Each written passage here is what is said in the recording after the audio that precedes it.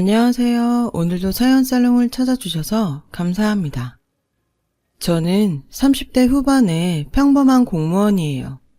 부족하지도 풍족하지도 않은 평범한 집안에서 자랐고 성격도 특별히 모난 구석 없이 남들만큼 원만하고 남들만큼 평범한 축에 들었죠.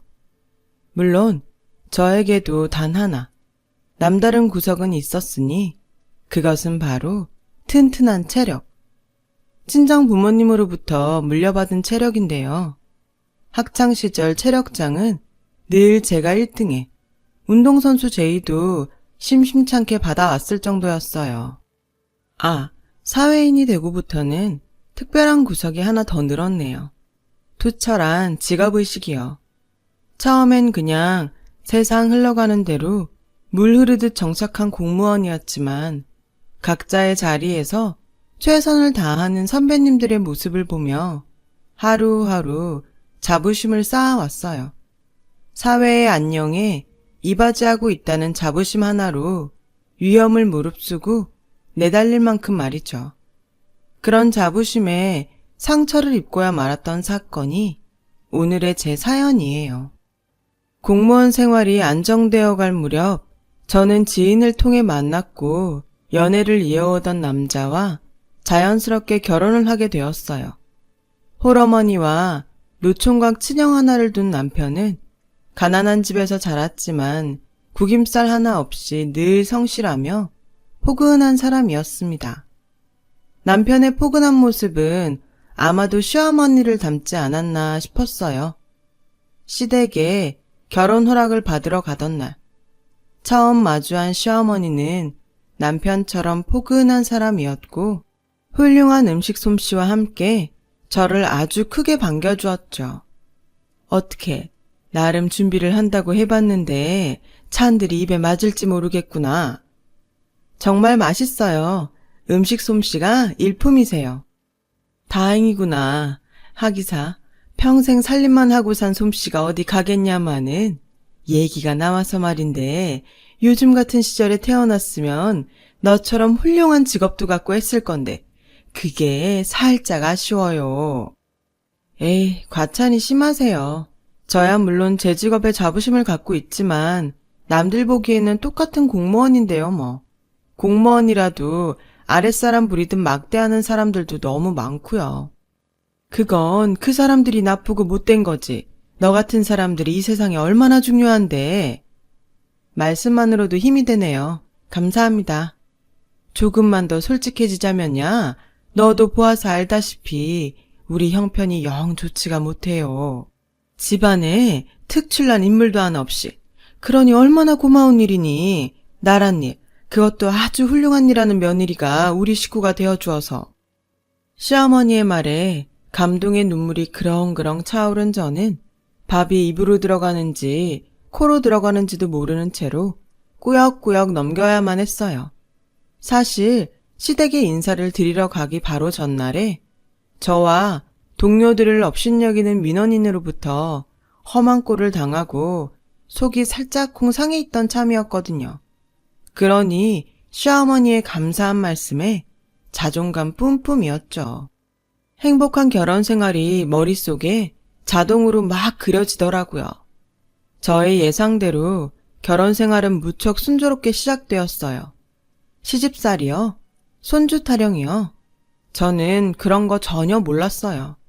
시어머님이 제게 바라는 건 단 하나. 건강이었고 아들 둘만 있는 것에 대한 아쉬움을 저를 통해 만회라도 하려는 듯이 며느리 사랑이 대단했거든요. 제가 업무 때문에 김장이나 제사 등 시댁 대소사에 정말 부득이 참여하기 어려운 상황에서도 시어머니는 늘 인자한 미소와 함께 제가 부담을 갖지 않도록 배려도 잊지 않았어요. 저 또한 그런 시어머니를 친정 부모님들이 질투를 느꼈다고 할 만큼 공경하며 잘 모셨어요. 세상 복이란 복은 제가 다 가졌다는 생각이 종종 들기도 했을 만큼 참 화목한 결혼 생활이었어요. 그때까지는요. 행복한 저의 결혼 생활에 먹구름이 드리워지기 시작한 건 노총각 시아주버님의 혼담이 오가기 시작하면서부터였어요. 시형님 될 자리는 소위 사자 들어가는 직업이라 불리는 직업 중에서도 손에 꼽히는 회계사였죠. 또한 무척이나 유복한 집안의 외동딸이라고 했어요. 그 이야기를 처음 알게 된 순간 저는 보았어요. 입이 귀에 걸린 미소를 남몰래 숨기는 시어머니의 모습을요. 당시만 해도 저는 큰 걱정은 하지 않았어요. 시어머니의 생활고를 곁에서 지켜보았고 이따금씩 도움도 드려왔던 저에게도 반가운 소식이었거든요. 이젠 같이 해줄 든든한 사람이 하나 생겼다. 그렇게 생각했어요. 그리고 어머님이 큰아들 걱정은 이제 덜하게 되겠다는 생각에 더 반가웠고요.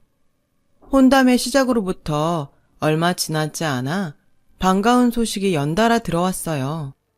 하필이면 상견례 날 저는 당직이 있어서 저녁 식사 자리에 참석하지 못했는데요. 사돈들 분들과 인사를 마치고 돌아온 시어머니가 고민인 척 넌지시 이야기를 들려주더라고요. 회계사라더니 보면 볼수록 탐나는 녀석이더라. 듣던 대로 무척 잘 사는 집안인 것 같고. 그래요? 잘 됐네요 정말. 이제 큰아들 걱정은 한시름 덜겠어요. 그럼 거꾸로 내가 걱정이지. 어머님이 왜요? 혹시 양가 차이 때문에 걱정하시는 거라면 그러시지 않아도 괜찮아요. 어머님처럼 좋은 시어머니가 세상에 또 어딨다고요. 그게 아니라 있잖니. 이걸 어떻게 말해야 하나? 그쪽 집안에서 결혼 선물을 해준다더라. 마음에 드는 선물이세요? 들고 말 걸 것이 어딨겠니? 글쎄 5층짜리 원룸 건물을 결혼 선물 차원에서 내 명의로 주겠다는데. 와, 대박. 그 정도예요? 이러니 걱정이지. 넙죽 받기에는 너무 큰 선물인데. 또 딸 자식 생각하는 사돈어른들 성의를 무시할 수도 없는 노릇이고. 어찌 으면 좋겠니? 그날 저는 시어머님 마음에 따라 선택하라는 답변을 드릴 수밖에 없었어요. 제가 끼어들 문제도 고민도 아니라 생각했고 무엇보다 저에게 연달아 묻는 시어머니의 의중이 흔쾌히 받겠다는 방향으로 정해져 있다는 눈치가 빤했거든요. 역시나 시어머니는 형님 친정의 선물인 5층짜리 원룸 건물을 받더군요. 그때나 지금이나 저는 시어머님이 원룸 건물을 선물로 받은 건 전혀 잘못이 아니라고 생각해요. 시어머니 말씀대로 사돈분들의 성의를 쉽사리 거절할 수도 없는 데다가 딸 자식 결혼에 무엇 하나라도 더 쥐어주고 싶어하는 사돈분들의 마음을 저 또한 충분히 이해할 수 있었으니까요. 왜 다들 아시잖아요. 자식 생각하는 부모 마음은 세상 어느 누구든 다 똑같다는 거요.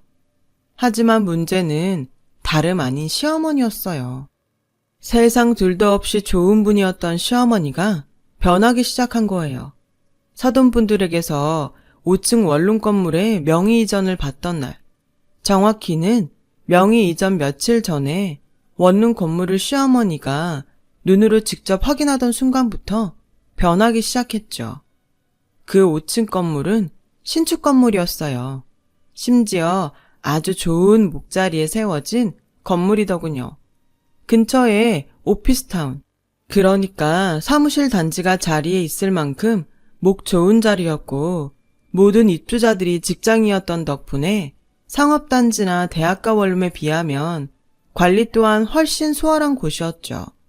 더욱이 예비 입주자 대기까지 있을 만큼 늘 만실인, 말 그대로 알짜배기 원룸이었어요. 원룸의 임대료는 당연히 새 주인인 시어머니의 몫이 될 예정이었죠. 실제로 명의 이전을 받으면서 임대료 입금 통장도 시어머니의 명의로 함께 옮겼어요. 게다가 형님의 직업은 남들 다 부러워하는 회계사잖아요. 원룸 건물의 돈맛과 회계사 며느리를 얻었다는 부러움을 한몸에 받은 시어머니의 눈에는 평범한 친정에 평범한 공무원인 제가 자꾸만 하찮게 보였던 모양이에요. 시아주버님과 형님이 결혼식을 올린 직후부터 저에게 크고 작은 차별이 시작되었어요. 우리 큰 며느님이 말이다. 회계감사님원이 들어갔다더니 요즘 많이 바쁜 모양이더구나. 아, 네. 무슨 대답이 그렇게 시원찮니? 네? 답답하기는. 하기사 이러니 공무원이나 하고 앉았지. 에이, 제가 무슨 초능력자도 아니고 말씀을 하셔야 알아듣죠. 짬짬이 형님 댁 들러서 집안 살림이라도 좀 도우라는 얘기다. 제가요? 같이 사는 집이면 몰라도 따로 사는데요. 얘가 회계사 일이 좀 바쁘고 좀 어렵겠니? 한 집안 식구 사이에 서로 돕고 살면 좀 좋아? 죄송한데요, 어머님. 솔직히 어머님께서 요즘 저한테 왜 이러는지 진짜 모르겠네요. 저도 요즘 한창 바쁜 계절이라는 거 다 알고 계시면서요. 따지지 말거라.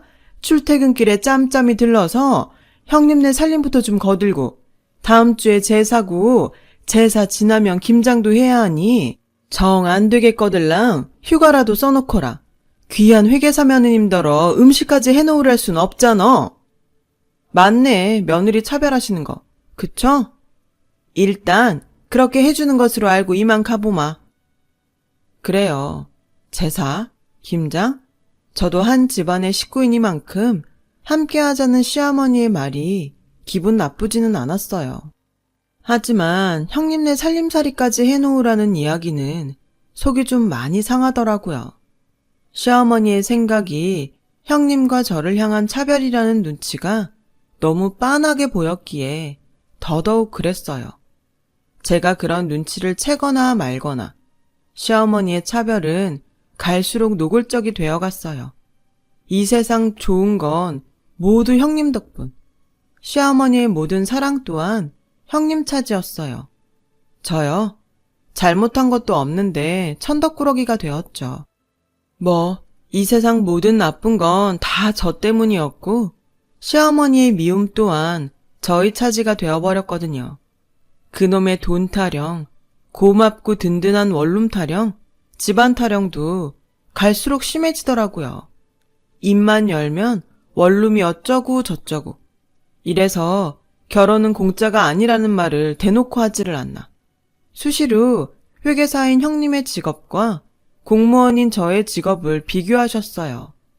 그때마다 저는 제가 왜 그래야 하는지 의문스러워하면서도 시어머니에 맞서 스스로를 변호해야만 했죠. 공무원이긴 하지만 못 배운 거 아니다. 형님 못지않은 대학 졸업했다. 5층짜리 원룸 건물은 아니지만 혼수도 부족함 없이 해올 만큼 해왔으니 그만 좀 무시해라. 그러나 아무리 변호를 해봤자 시어머니의 차별은 그치질 않았고 결국 터질 것이 터지고야 말았어요.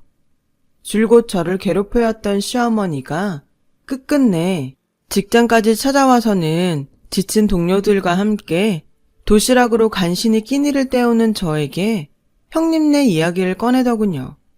큰 며느님네 신혼집 이사한다는 얘기 못 들었니? 들었어요. 월차 써야지. 해도 너무하시네 진짜. 왜요? 그날 가서 이삿짐 나르라고요? 형님 내외는 그날 업체만 불러놓고 출근한다면서요. 이사가는 당사자도 업체한테 맡기고 말겠다는데 주인도 없는 이사 자리에 안 그래도 바쁜 제가 월차까지 내가면서요? 제가 무슨 이 집안 일꾼입니까? 에이, 누가 너더러 이삿짐 나르래? 그런 얘기 맞잖아요. 무슨? 이삿짐은 인부들이 나를 테니 넌 가서 청소랑 걸레질이랑 좀 하라는 소리지. 행여나 새집 증후군 같은 거 없도록. 아니요, 못해요. 예정에도 없는 월차를 갑자기 쓸 수는 없어요. 제가 그래버리면 안 그래도 인력 부족해서 고생인 동료들이 더 힘들어지고 그러다 사고 나서 다칠 수도 있어요. 쓸 수 있다고 해도 제가 싫으네요. 말씀 끝났으면 그만 가주시죠. 저 지금 근무 중이라. 근무는 무슨? 한가하게 밥이나 처잡수고 있구만. 저희는요, 밥 먹고 휴식 취하는 것까지가 다 근무예요. 그러니까 되도 않는 말로 업무 방해하지 말고 그만 가시라고요. 그깟 몸 쓰는 공무원 주제에 바쁘고 힘들기는 무슨 책상머리에서 서류랑 씨름하는 회계사만 하겠어?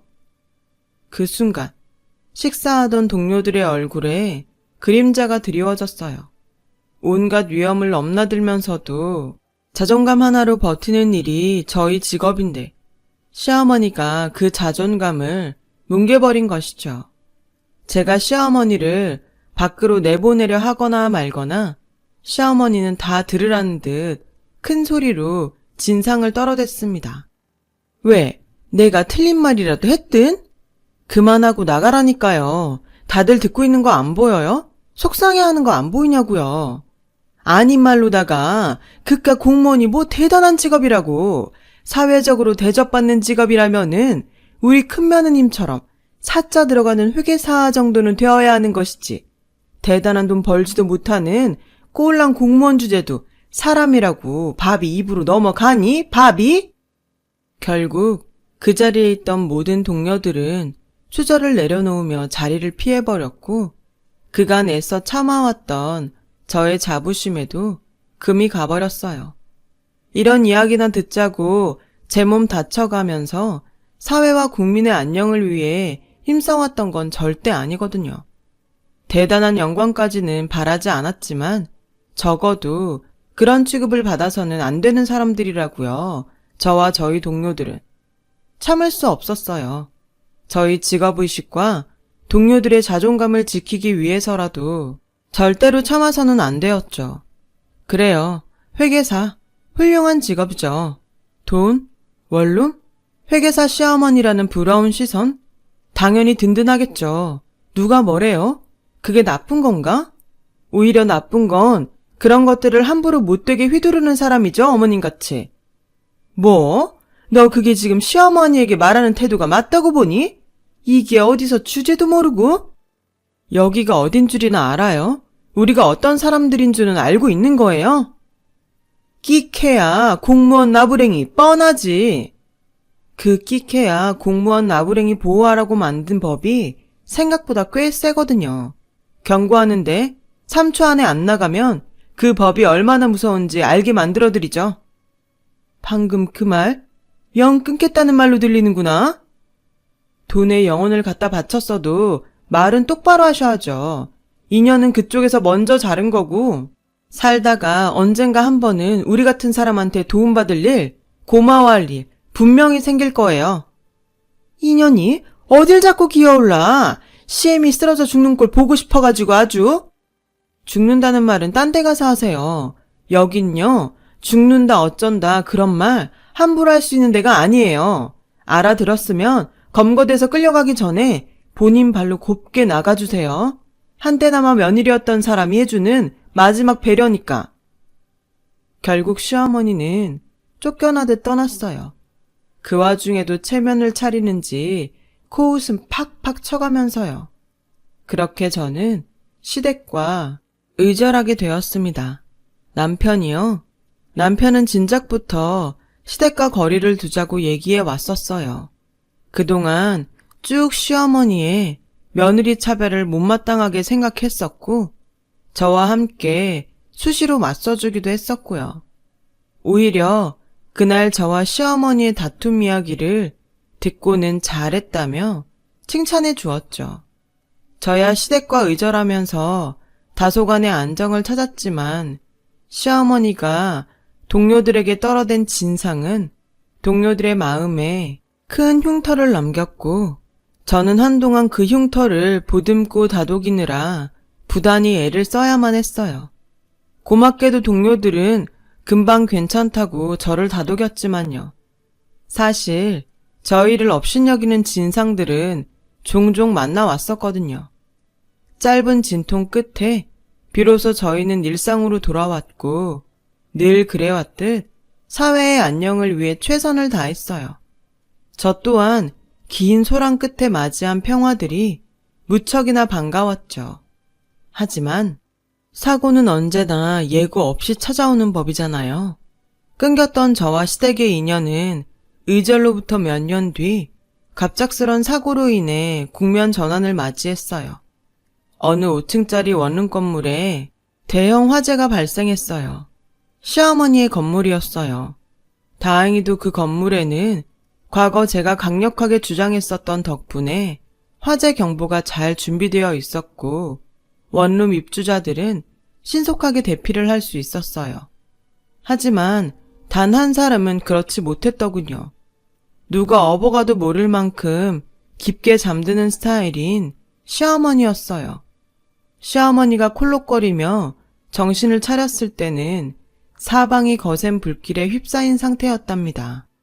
꼼짝없이 죽을 위기에 처한 시어머니의 머릿속에 주마등이 한창 흘러가고 있던 그때 어느 소방관 하나가 불사를 헤집으며 나타나더니 자신의 산소 마스크를 시어머니에게 씌워주면서까지 필사적으로 구해내었대요.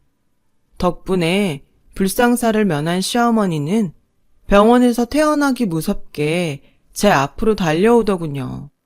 이제 끝이라고 생각했어. 꼼짝없이 죽는 줄로만 알았단다. 죽어가는 와중에도 어찌나 너의 얼굴이 아른거리던지. 저질러 놓은 잘못도 모르고 염치도 없이. 그래서 사과하러 오신 거예요? 아무렴 병원에서 치료받는 내내 죄책감에 괴롭더구나. 그래도 다행이네요. 화상은 없는 것 같아 보여서. 화상 그거 안 겪어본 사람은 몰라요. 얼마나 고통스러운지. 다행은 무슨. 너랑 동료들한테 잘못한 벌조차 제대로 받지도 못한 거지. 이런 며느리 세상 어디 또 있다고 그런 몹쓸 행동들을 했는지. 이제 와서 이런 말을 한다고 해서 너와 동료분들이 나를 용서해 줄지는 모르겠지만 그래도 사과는 꼭 해야겠다. 가만, 너 팔 그거 혹시? 심한 건 아니고요. 살짝 그냥 대인 정도? 이 정도면 연고 몇 번 바르면 끝이죠. 아니. 내 말은 그러니까 너 그날 혹시 나 구하다가? 시어머니의 5층 건물이 큰 화재로 전소되던 바로 그날 화염에 둘러싸여 질식하기 직전까지 몰렸던 시어머니는 자신을 구하기 위해 불 속으로 몸을 내던지는 한 소방관을 만났답니다. 그때 시어머니는 흐릿해지는 의식 속에서 자신을 구하려 사투를 벌이는 소방관이 모습 위로 의절한 며느리인 저의 얼굴을 보았다고 했어요. 시어머니는 그게 꿈인 줄로만 알았다고요. 염라대왕님이 며느리 그리고 소방관들에게 저지른 잘못을 꾸짖는 차원에서 저의 얼굴을 보여주었다고만 생각했대요. 그래서 시어머니는 구출되어 오는 내내 당신의 잘못을 참회했고 만일 삶의 기회가 다시 주어진다면 저와 소방관 동료들에게 사과부터 하리라 다짐했다고 하더군요.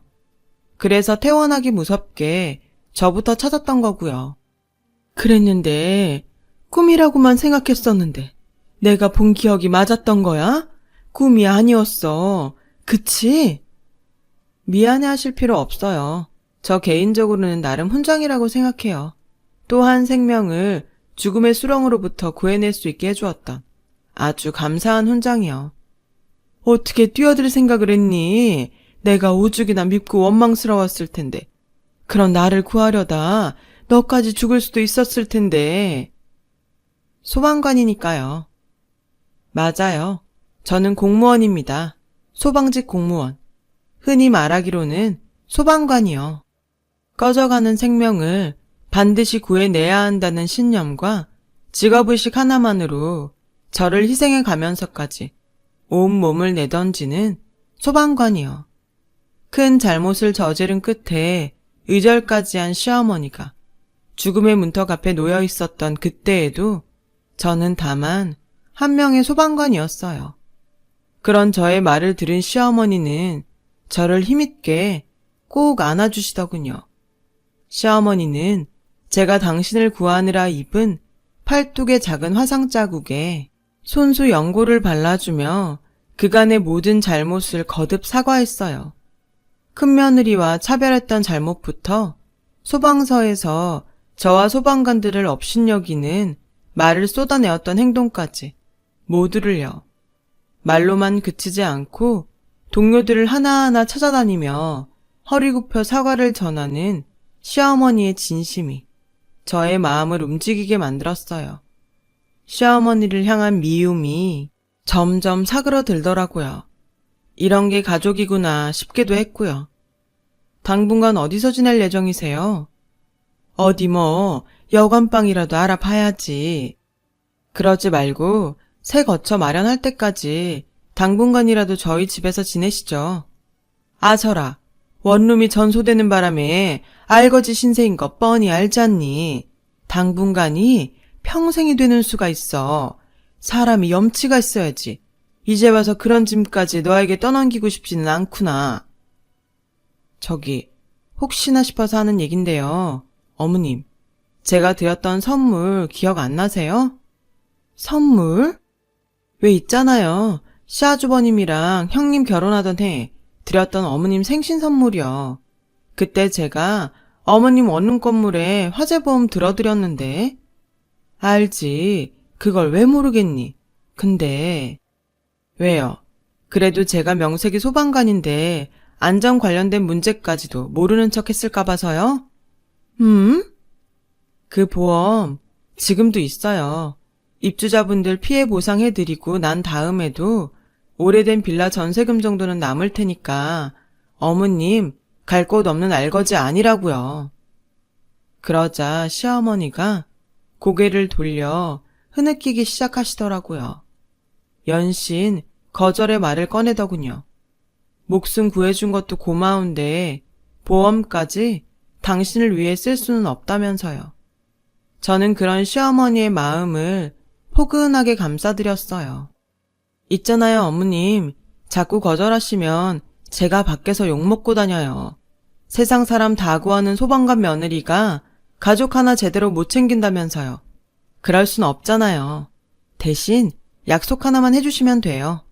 앞으로 저와 형님에게 예전 같은 차별은 되풀이하지 않겠다는 약속이요. 전 그거면 충분합니다. 그래, 그러자꾸나.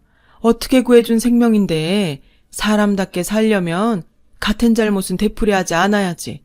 너한테 고맙고 미안해서라도. 소란스러웠던 다툼의 날들과 눈물에 젖은 하루는 비로소 지난 과거의 허물로 저물어 갔어요. 시어머니는 원룸 입주자들에게 피해 보상을 해주고 남은 화재 보험금으로 마련한 작은 빌라에서 지내고 있어요.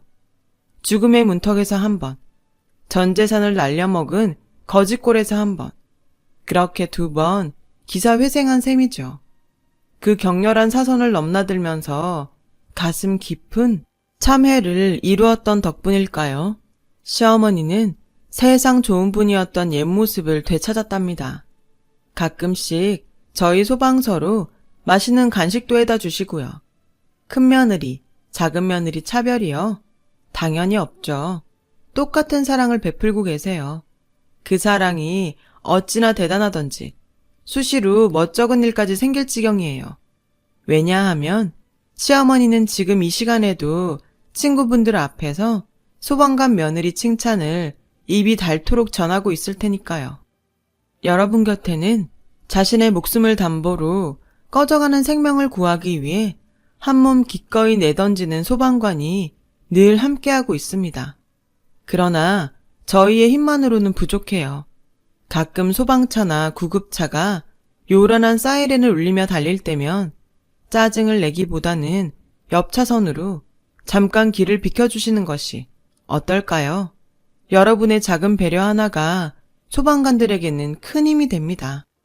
꺼져가는 생명에게 황금 같은 배려를 건네는 여러분들이야말로 진정한 영웅 아닐까요? 글솜씨가 부족한 탓에 두서없는 이야기가 되었네요. 들어주셔서 감사합니다. 오늘도 안전하세요. 여러분, 사연 댓글에 응원과 현명한 조언 부탁드려요. 좋아요와 구독은 저에게 큰 힘이 됩니다. 오늘도 좋은 일 가득하세요.